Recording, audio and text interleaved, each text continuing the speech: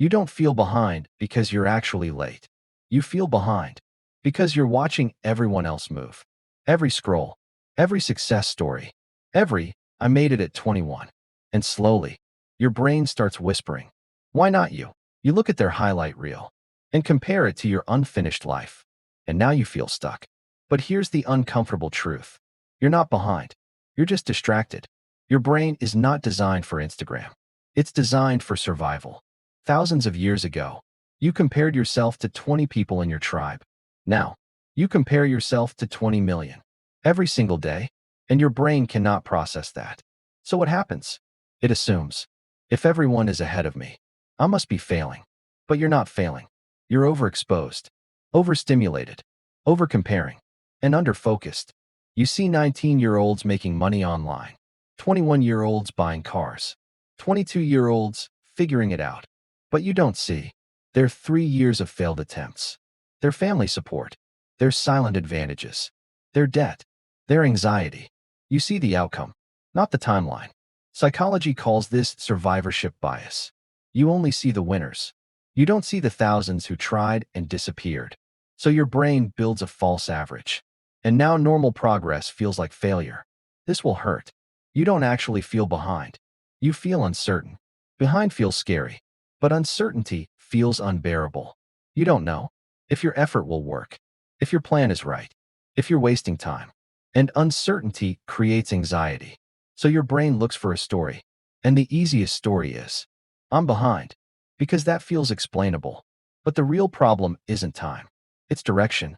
When you believe you're behind, you rush, you panic, you chase shortcuts, you start things without finishing them. You switch plans every month. And now, you actually fall behind. Not because of time, but because of instability. Calm consistency beats emotional urgency. Every time. Let's simplify this. There are only three things that matter: skill, time invested, focused repetition. That's it. Not motivation, not comparison, not pressure. Skill compounds. Comparison distracts. Every hour you spend watching others win is 1 hour not building your own momentum. Stop asking, am I behind?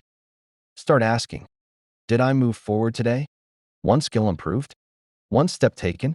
One distraction reduced? That's progress. Progress feels slow, but slow is stable. And stable wins. You feel behind because you don't see progress.